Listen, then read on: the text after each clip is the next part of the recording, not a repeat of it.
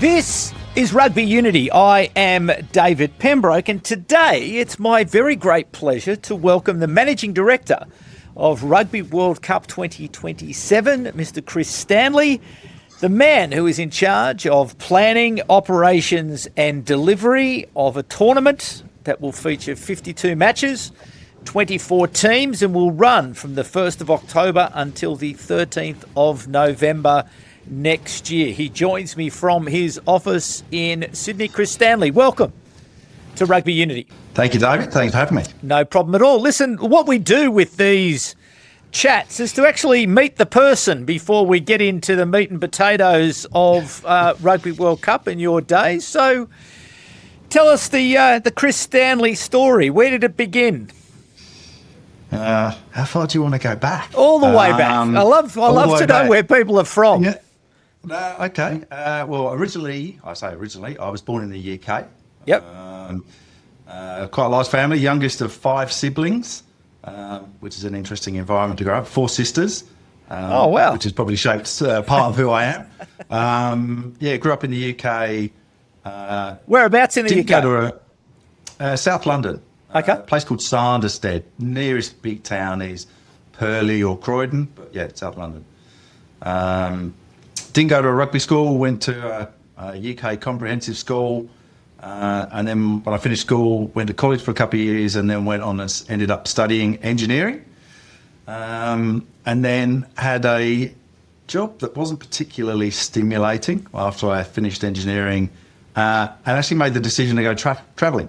So I went backpacking, and in 1988, went backpacking, bought a round-the-world ticket, travelled, spent about 5 months travelling through the US to get to Australia, and the money that I thought I was going to live on for a year had gone.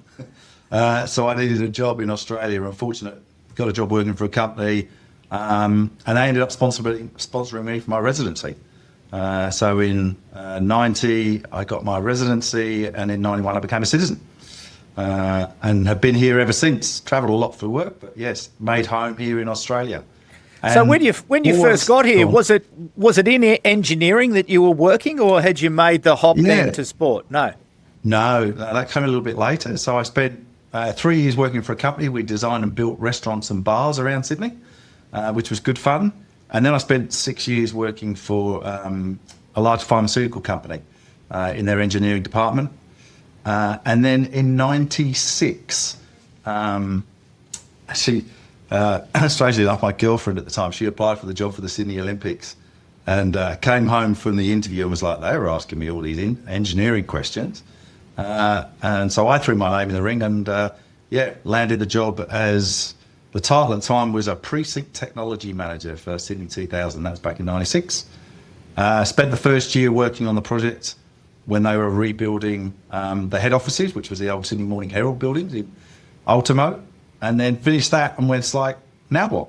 And ended up looking after sports venues all the way through to the Sydney Olympics, where I ended up working in the Sydney Olympic Stadium during the times of the games, which was an unbelievable experience. Some incredible memories, not only from an Olympics perspective, but also just being part of something quite special and quite unique. Finished the Sydney 2000 Olympics, moved to America for a couple of years and worked on the Winter Olympics, doing a similar type of role. And then after that, in the start of 2003, moved back to Australia and worked on Rugby World Cup in 2003, which is where, when I finished, some of the colleagues who I knew from Sydney 2000 were consulting for Rugby World Cup. At the end of it, asked what I was going to do, and I joined the firm that I ended up working for 19 years, MI Glove. And then, it was into sports and major events. So back to those Sydney Olympic days. So was it a technical role that you had, an engineering type of role? It was a technology role, which was weird because I don't have a technology background.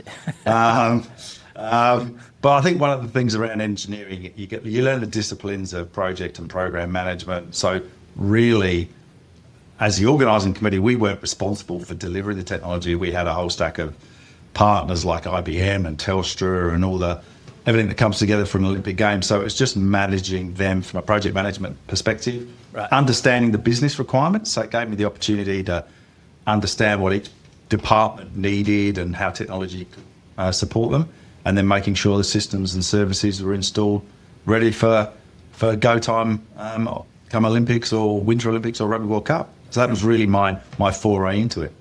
So did you have, growing up as the youngest of 5 with 4 sisters, did you have an interest in sport growing up at all? And if you did, what sports did you play?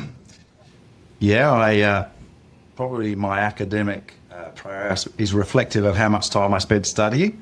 I wasn't particularly a good student, a model student at school. No, I went to a football school.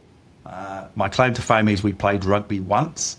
We had a new head of sport, Mr. Richardson, who came in, tried rugby for one game, and I don't think any of the boys were interested, so we went back to play football. So played football all the way through school, after school. I still play in a very old man's over 45s team here in Sydney, both for the social aspects, but yeah, football has always been my thing. But Rugby World Cups from a work perspective, I've always ended up working on Rugby World Cups.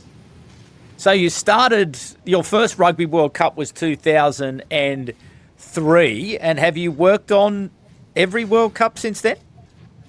Not every World Cup, but nearly every World Cup.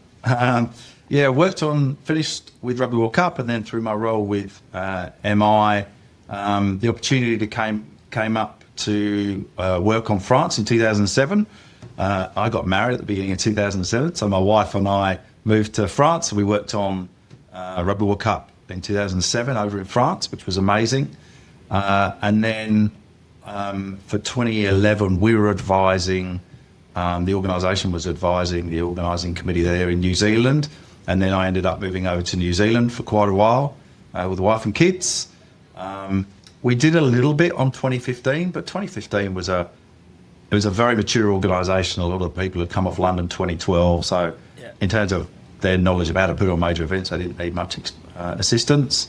Did some initial strategy work on a couple of pieces for Rugby World Cup in 2019, some very early work, and then that role continued to grow, and I ended up as one of the executive directors for the Rugby World Cup in 2019. There was 2 Westerners, myself and another guy, Mick Wright, who actually is now working for World Rugby, and 2 Japanese and the CEO. So there was a 5-person executive team, and I was up there for on and off 4 years, 2 years, very, very almost full time towards the end.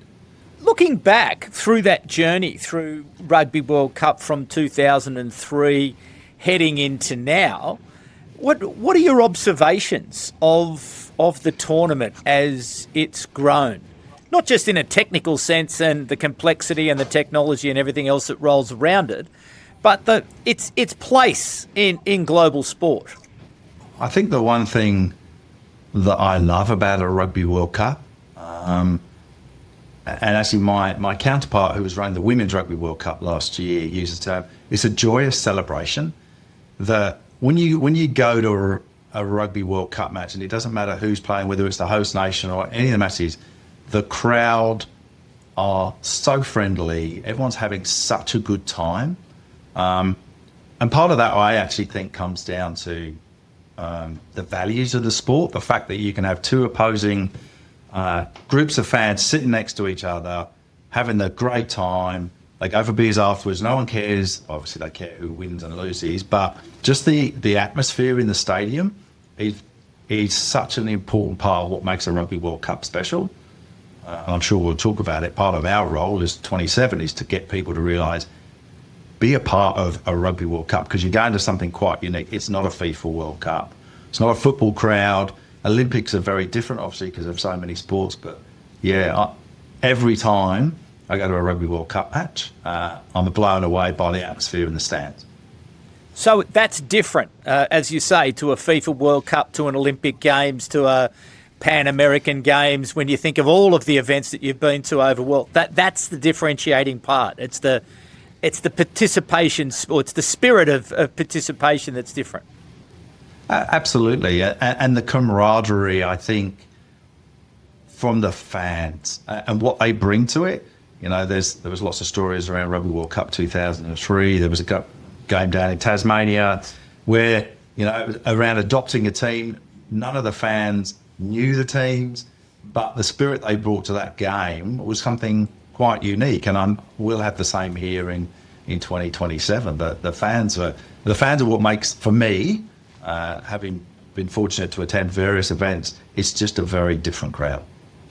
So, running MI Global, or I think you were the chief executive there for, a long time, but you're with the company for 20 odd years. You decided to step out and take on this managing director role in 2023.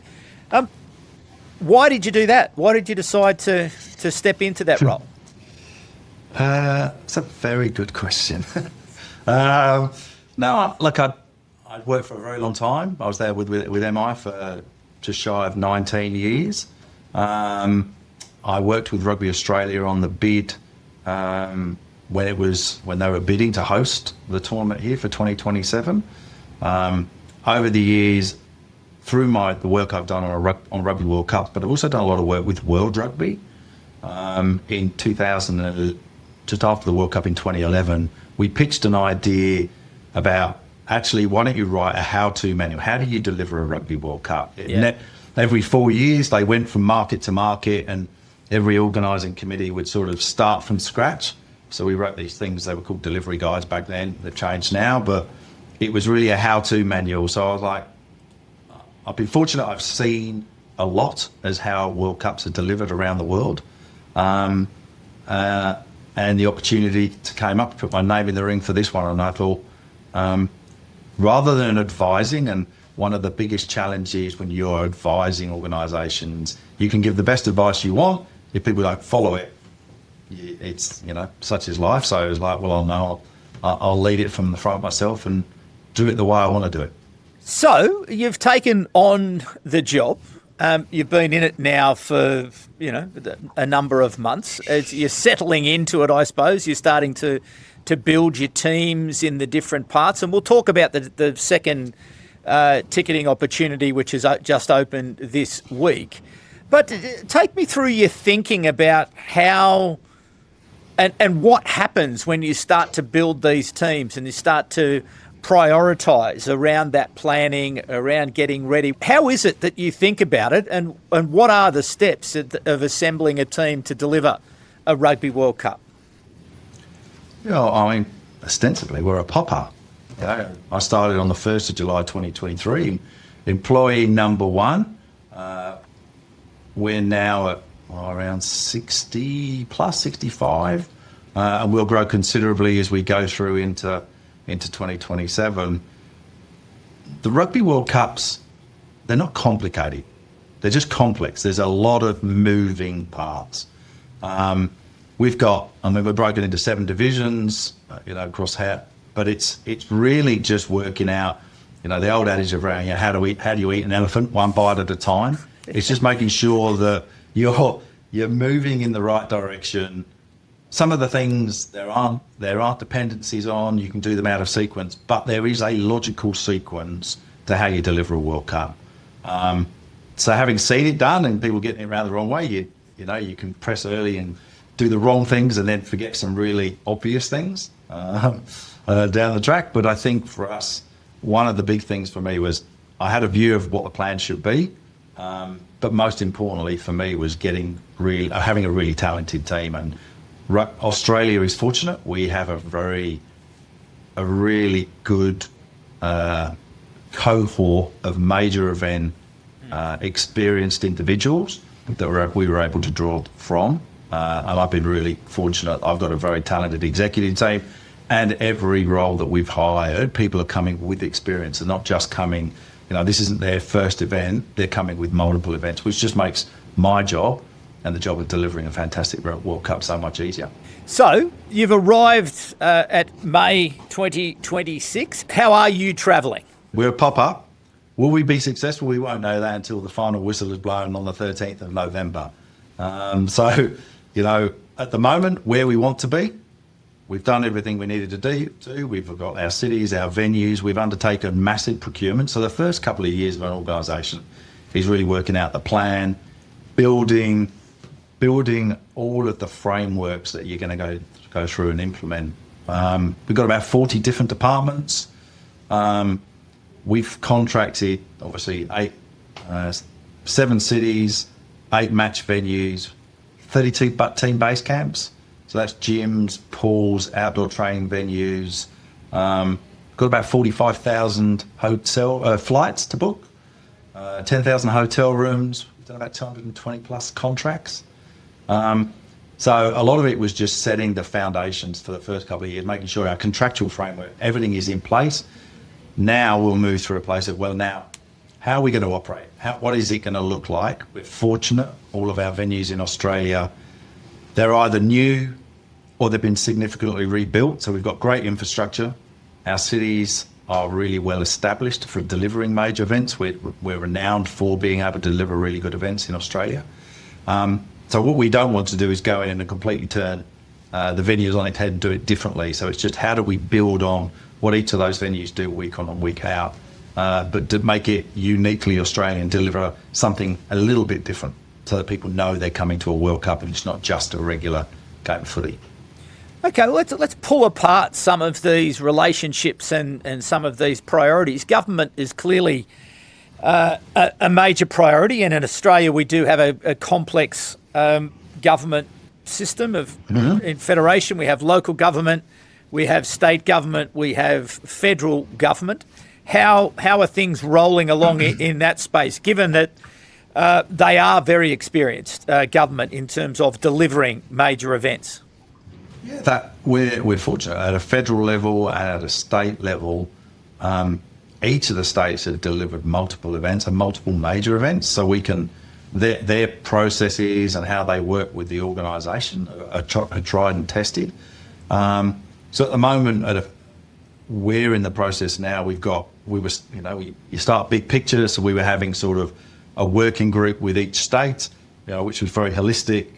Everyone in together, and now we're separating that out, and we'll move into individuals work streams in every state. So we'll start talking a marketing stream in New South Wales, a transport stream in New South Wales, security, and progressively as the detail needs to increase, we'll start opening up more and more working groups across the country. But as I say, each state is very well established. The federal government have very well established principles about how they work for major events. And the reason I'm in Canberra in a few weeks' time is around security. They've got security working groups. So there's a lot of tried and tested methodologies that we just have to adapt. They know what a FIFA Women's World Cup looks like. They know what an Asian Cup looks like. We just have to make sure that they know what a Rugby World Cup looks like and how we're slightly different. And you mentioned procurement there in terms of facilities, flights, hotel rooms, everything else that needs, gymnasiums, fields that need to be presented to a particular standard. Is all of that now settled and done so as that each of the teams is well aware of where in fact they will be, how they will be? I saw reported that Gregor Townsend, the Scottish coach, was in Australia recently inspecting facilities. Eddie Jones, we know, has been doing exactly the same thing across the different venues that he'll be at. So that's all settled, done, known and ready to go? Sort of. Okay. No, so we're right in the middle of that at the moment. So as of today, actually, we've had 19 of the teams visit their team-based locations. So they've done a lap of the country, looking at the hotels. They could be in the training grounds. Team Canada were in Brisbane, or finished yesterday in Brisbane. They left. Wales and Ireland are here at the moment. So and then the rest come through in July and August this year. But they get the opportunity to come out, visit the facilities. And it's interesting from a high performance perspective, the way that one team sets up a hotel versus another team, very different. How they use their team rooms, how they use their certain bedrooms, the physio, like it's quite unique to see the differences, which is why it's important for them to see it, understand how long it takes to get from a hotel to a gym, because all of that comes into their training regimes, and are they going to do combined training sessions? So it gets quite complex. So they've been having a look, and then when it gets into the knockout round, there's a preference system that is undertaken based on a mechanism we come up with later in the year with the teams. Not necessarily the higher ranked teams get the preferences they want. So there's a process later this year for each team that goes through the knockouts, which training base they'll get allocated. So right now, what are the issues that are keeping you up at night, or is nothing keeping you up at night? You know, it's steady as she goes, not too many issues. Is there something that's nagging away at you that you don't think you've quite yet nailed? We're running a business that the vast majority of our revenue comes from media rights, and we've been very successful with our media rights sales, our commercial partnership sales, and ticketing. Ticketing and our partnership sales haven't finished yet, so we're working on the basis of revenues coming through. We haven't quite got there yet, so we're working through as a business from a cash flow perspective, how much we're going to spend versus how much is coming in. There are things going in around the world that we're not sure how that's going to influence us. We had a board meeting back in April where we're doing a deep dive into the potential impacts on the Middle East. We don't know. Does that impact the travel sector? Will people make decisions about coming out for a World Cup in 27 if they're unsure if they can travel easily? We're hopeful. The pre-sale phase showed really strong demand from overseas markets. We sold tickets to 135 countries, which is really strong. The request for travel programs is really good at the moment. I suppose it's the things that are outside our control which are the hardest. I'm confident in our team delivering what we can.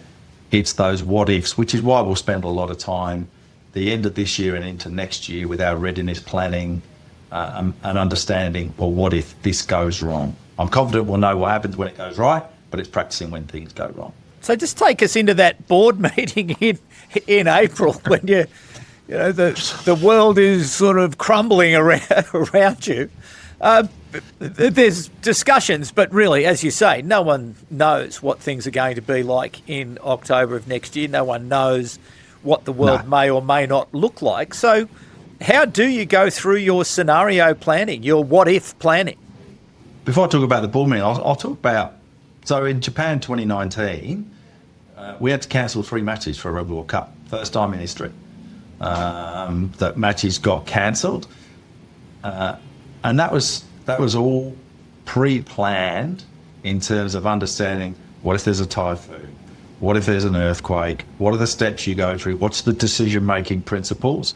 None of us, as the executive sitting around the table, wanted to make the decision to cancel matches, but we'd been through all the scenarios, we knew what the decision-making process was, and unfortunately, life safety being number one, you make a decision and move on. It's very similar to the conversations around the board.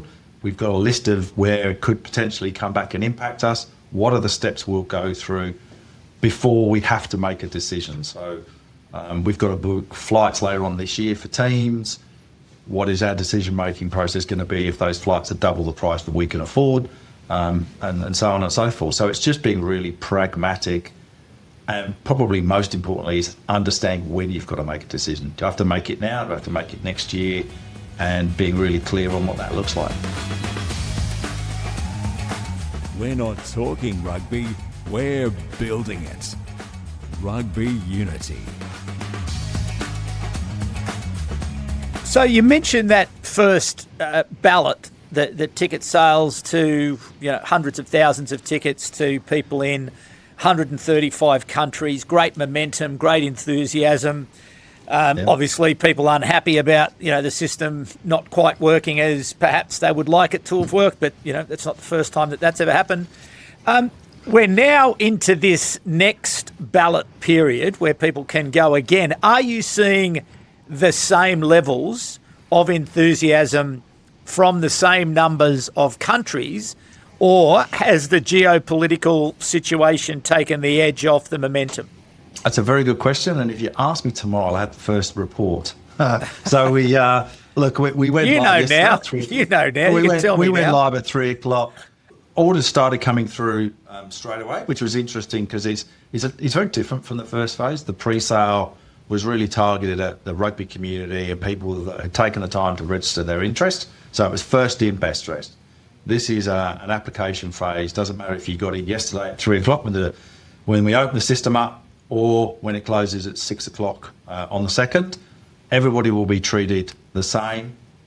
If we're oversubscribed for some matches, and we know we will be, there'll be some matches that are rightly more popular than others, we'll run a ballot system just to work that out. We're expecting to sell hundreds of thousands of tickets again. We sold 750,000 in the first phase.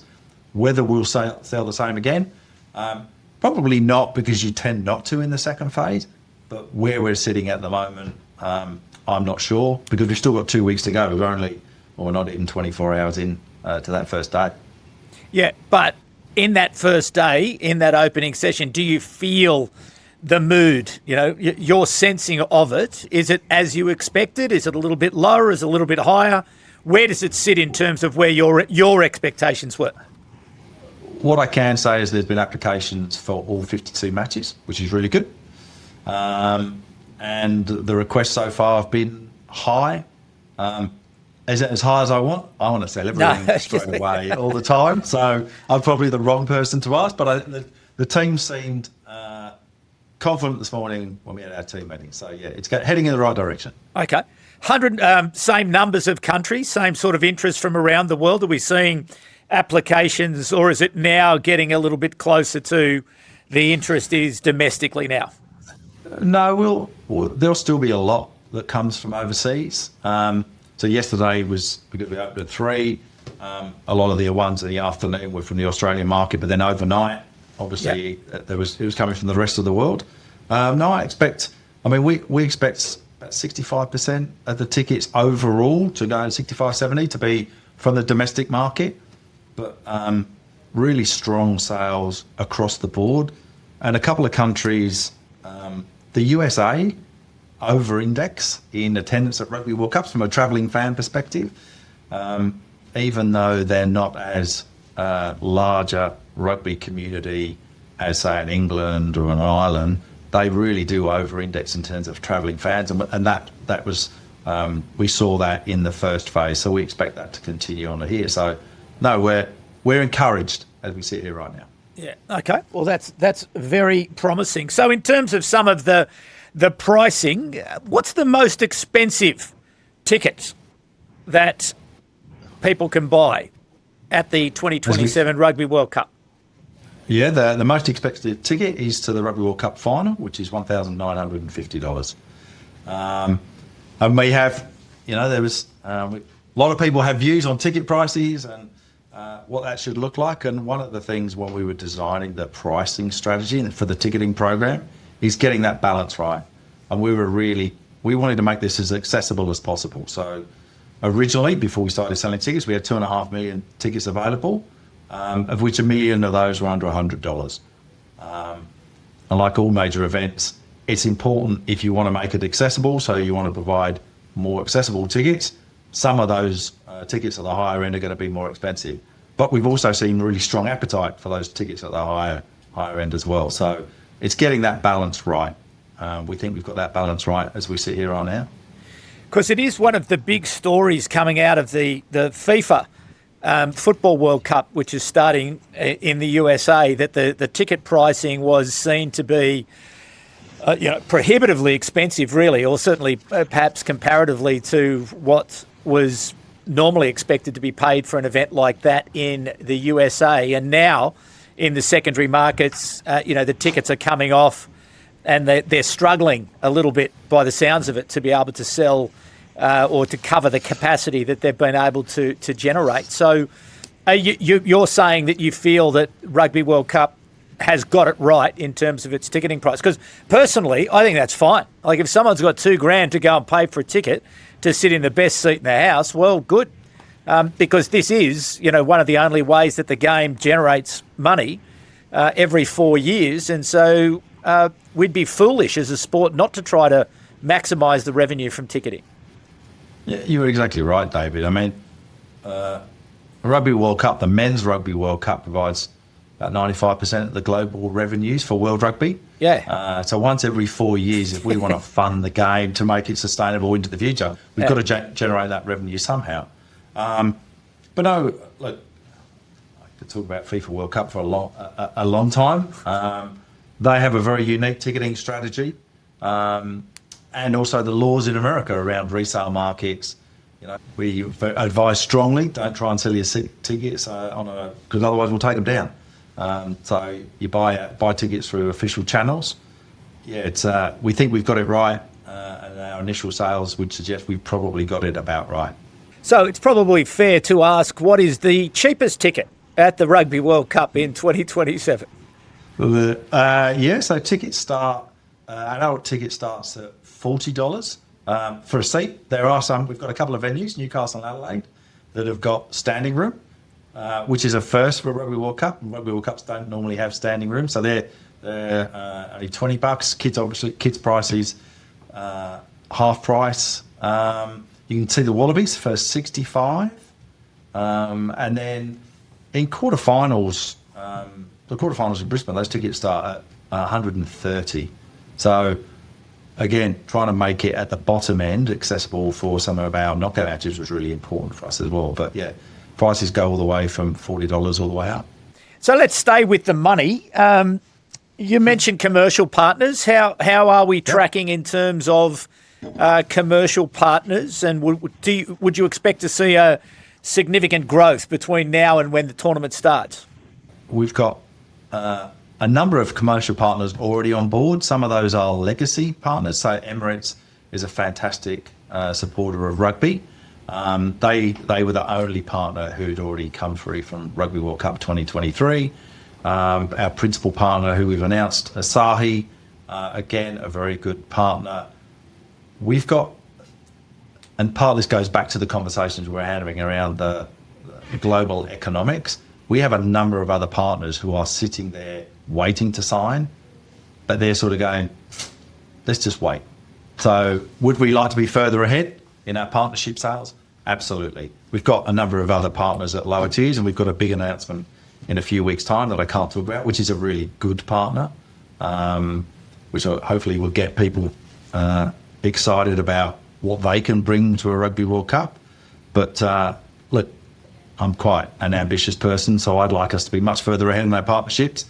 But it's heading in the right direction, global economics notwithstanding. How many are sitting on the sideline saying, let's see, of a number? Is it 5? Is it 10? Is it 20? Well, we always have, like our watch list is quite significant. So, and they go through different stages of sort of just initial engagement, looking at a term sheet, probably a dozen, okay, maybe, if I was guessing off the top of my head. Yeah. A significant number that if they all sign, we'd be in a very happy position. But it doesn't work like that. And our watch list has got hundreds on it. So, yeah, as they go through. The size of the funnel at the top to the ones that come out the bottom, it's a long process. Yeah. And those conversations will continue pretty much right up until very close towards the tournament, I imagine. Absolutely. Rugby World Cup in 2025, they were bringing on partners very close by because I think close up to the start of the tournament, because I think as the momentum really builds. I mean, yesterday was 500 days to go, which for me, sitting here thinks, 500 days, that's 500 days of opportunity. How much more can we get done in 500 days? It's still a long time for people to think about being involved with the Rugby World Cup. And in 2025, once that momentum got going, they signed a lot of partnerships really late. We don't want that. And we obviously, the earlier they're on, the more that they can activate and leverage the World Cup IP. So, I'm quietly confident.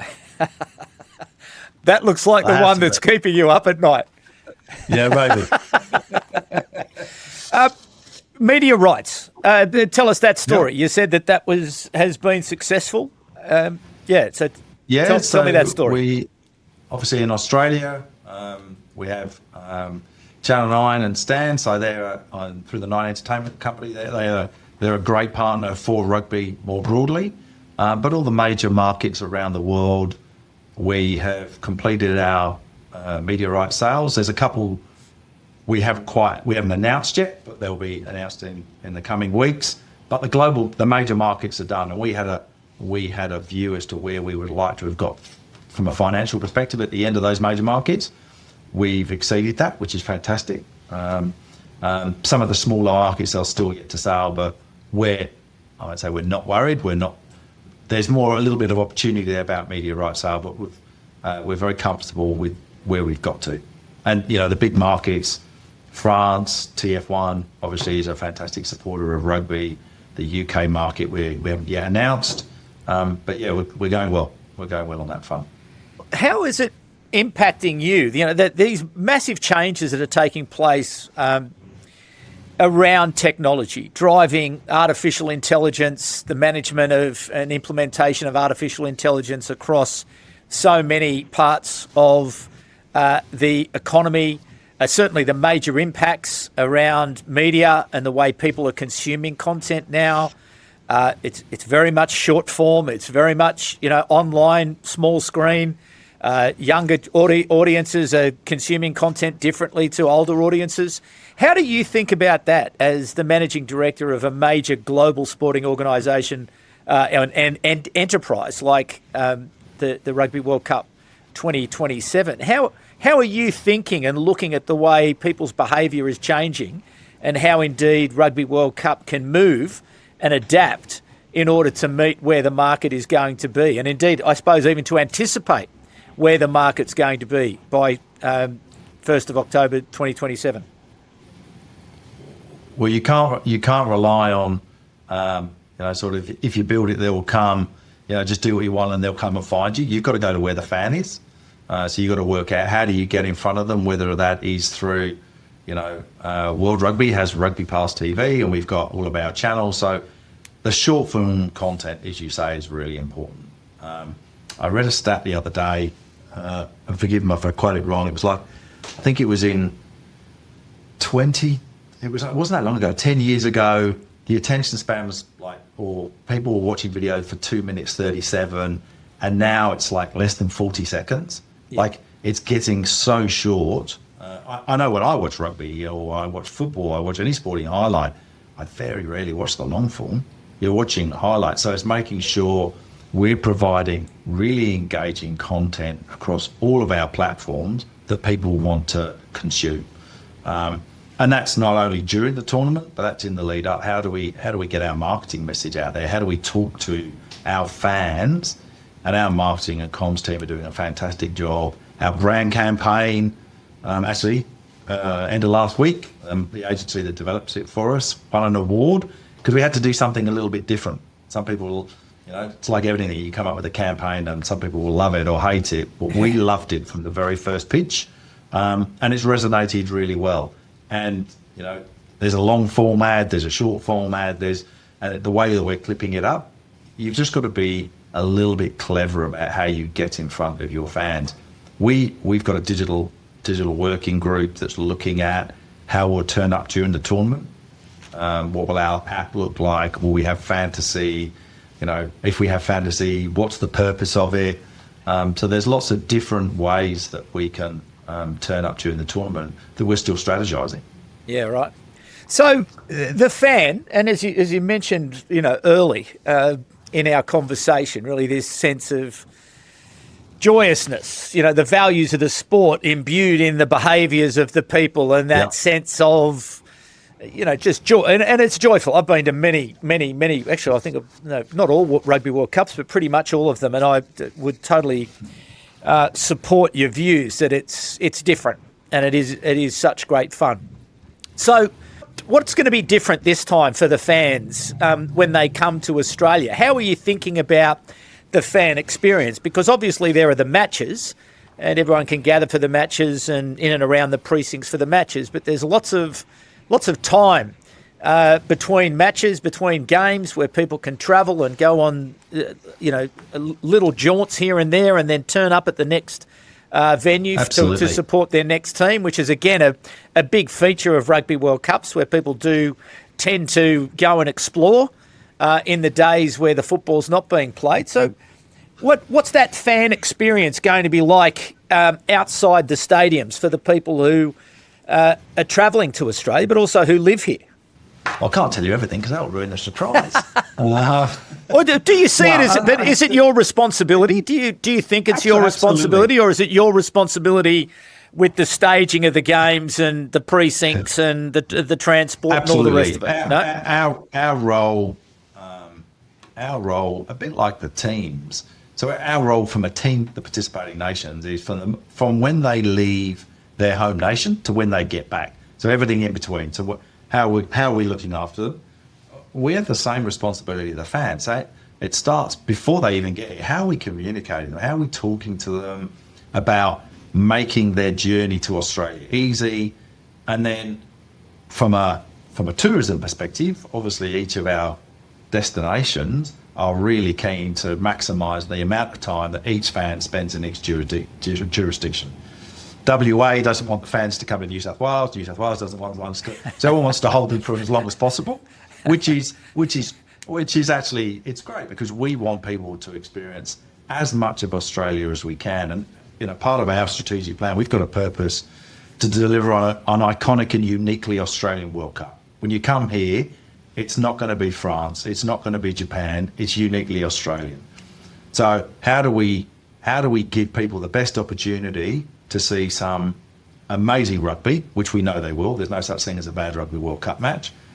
And then how do they experience, if you're in Queensland, how do you go out into the hinterland? How do you go out into the reef in New South Wales? And each of our states is working with us around coming up with packages. So we've got a premium experience partner you can buy Ticket Plus, so you can buy experiences through them. But also, how do we make sure that we're curating with them certain activations, both in the stadium? So what does it feel like when you're in the stadium? Is that local food and wine produce being available in the precinct and then in our fan festivals? Some people call them fan zones. In France, they will call rugby villages. We call them fan festivals. How do we make those an extension of the tournament? It's really... A lot of people talk about, we're going to do a city takeover. Some of the cities are really big. Yeah. So to make it feel like you're in a Rugby World Cup in some cities is hard. But if you went to the Lions in Brisbane, Brisbane was red while our test matches on. You couldn't help but know that the Lions were in town. We've got 10 matches in Brisbane. I mean, it's going to be incredible. It'll be the Lions over and over again. Yeah. They've got 5 fantastic weekends, so it's making sure that people realise, okay, when I'm there in Brisbane, I can actually do this, and I can't do that. It's going to be different to what I can do in New South Wales. And getting that balance right is hard, but also making it uniquely Australian, which we'll curate with. We've got some really good creative people in our team, but also some agencies we're working with. So for the people who are listening, and interestingly enough, Rugby Unity does have listeners in 135 countries. So when you announced that, I was like, oh, okay, well, maybe they are, and they probably are, the very people who are going to be coming to... Bought all the tickets. Yeah, well, they probably bought the tickets, yeah. You can send me the check in the mail later. That's fine. No worries. We're doing all the promotion for you. But what's the message to them now? Obviously, as they've either bought a ticket, maybe they haven't bought a ticket yet, but they're thinking about coming to Australia. What's the message from the leadership of Rugby World Cup to the global rugby community, really, as we head to what will be a spectacular event here in Australia? I mean, I've said this right from the very beginning when I even started in the role. A Rugby World Cup in Australia is a once in a generation. Some people may have been fortunate to have been around 23 years ago to go to Rugby World Cup in 2003. But for many people, they've never come to Australia. This is a once in a lifetime destination. So what better way to see an amazing country? We've got amazing cities, we've got an amazing lifestyle and culture. How do you celebrate that and rugby? Combine the two. Come for a long time as well. So obviously I'm interested in people coming to as many matches as possible. But if you're going to come and explore our beautiful country, and see it firsthand. So I think working with each of our tourism agencies, and they have been fantastic and will continue to be fantastic to drive it through their channels.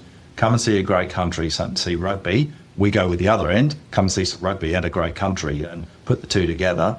I think that's what's going to entice people from outside the country to come, but also people in Australia take this opportunity to go across to Perth or go down to Adelaide, go to a different city, or come to Sydney, come and see something special that you might not have seen before or experienced in and around what is a great celebration of sport. So just in terms, though, and I don't want to be, Debbie Downer to finish up the conversation, but rugby is, in Australia, it's been a challenging period for the sport, and it's great that there's been some fantastic results through the Lions' financial results. So the bank account has been restored and more revenue coming to the Rugby Australia through the hosting it is the hosting of Rugby World Cup. So they are guaranteed to receive more revenue, but certainly the competition from the AFL and from the NRL has been hot and will remain hot for some time.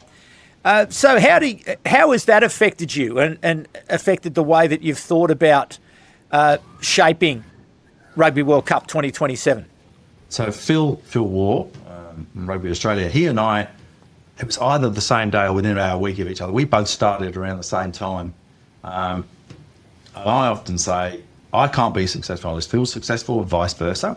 The quality of the rugby that was played during the Lions was fantastic, and the fact that 40,000 people come out for the Lions was great.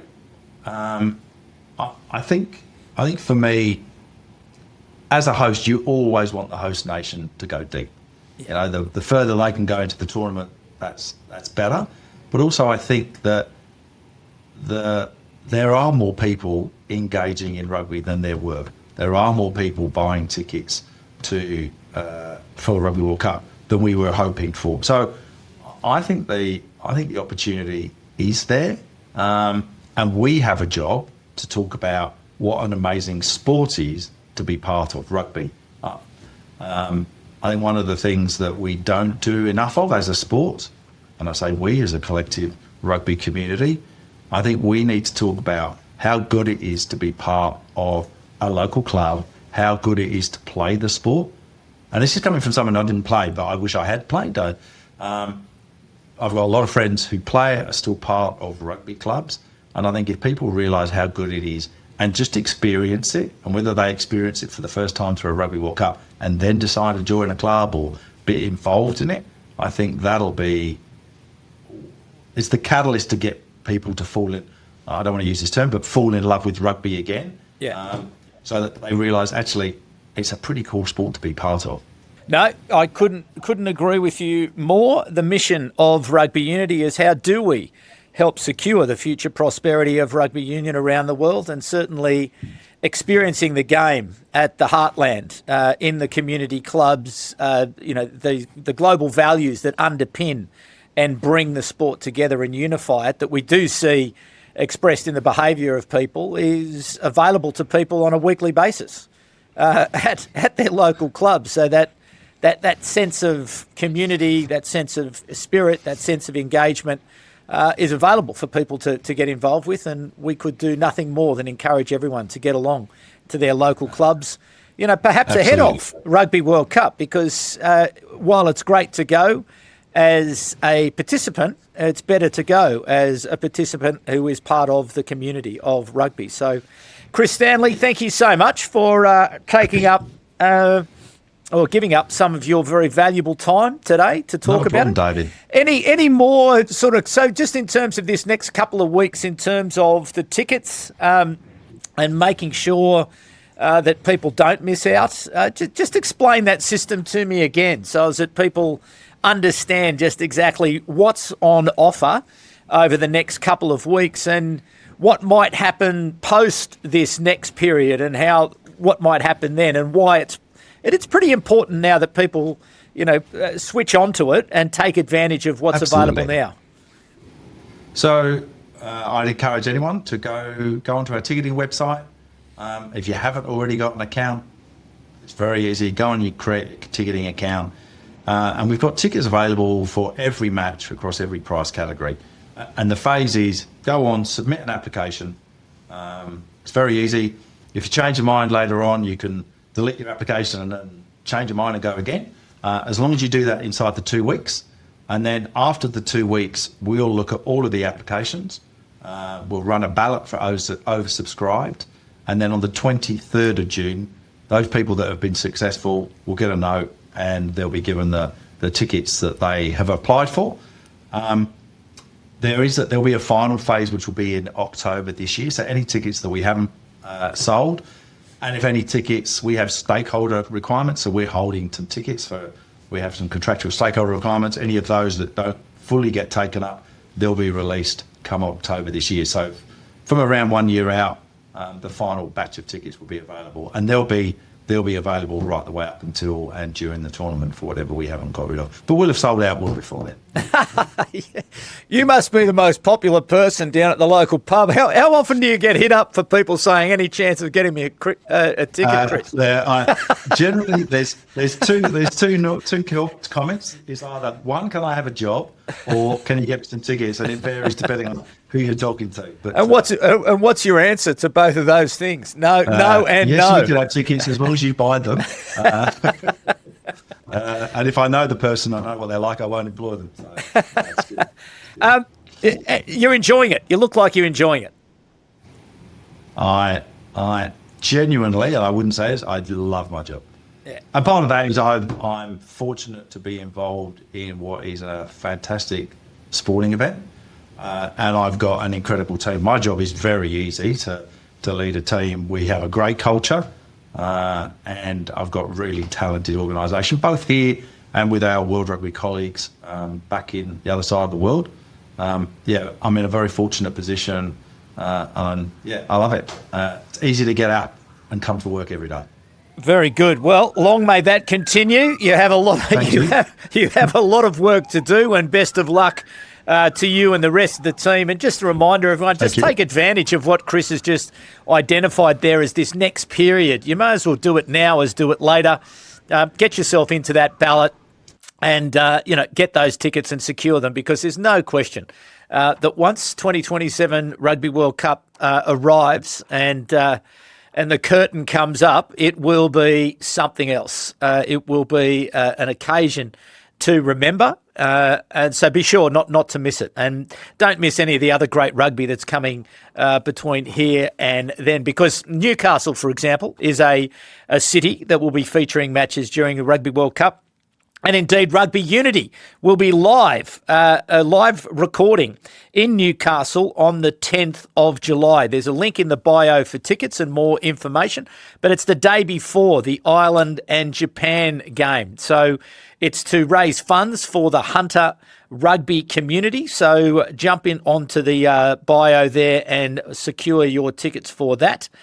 Just remember also that your voice is crucial in sustaining rugby unity. The third voice, we love to take your questions, and perhaps I might prevail upon Chris in a few months' time. We might even send out a special request to questions that people have from the third voice about indeed Rugby World Cup, and you could ask those questions directly of Chris Stanley. So I'll talk to the very capable and committed communications team there at Rugby World Cup, and see if that might be an opportunity. But certainly it's a big feature of our program every week, and to ask those questions and have the opportunity to speak directly to the man in charge, that would be a great thing.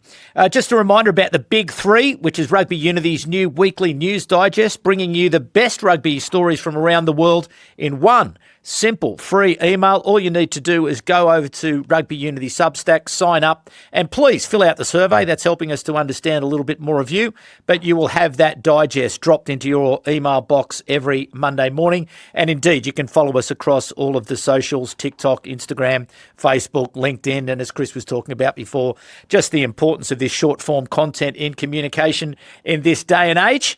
It's where a lot of people consume Rugby Unity's content. So anyway, Chris Stanley, a big thanks to you for coming on the program, and a big thanks to you, audience, for coming back once again. Very grateful for your ongoing and continued support. But until next week, please, people, be kind to each other. My name is David Pembroke, and it's bye for now.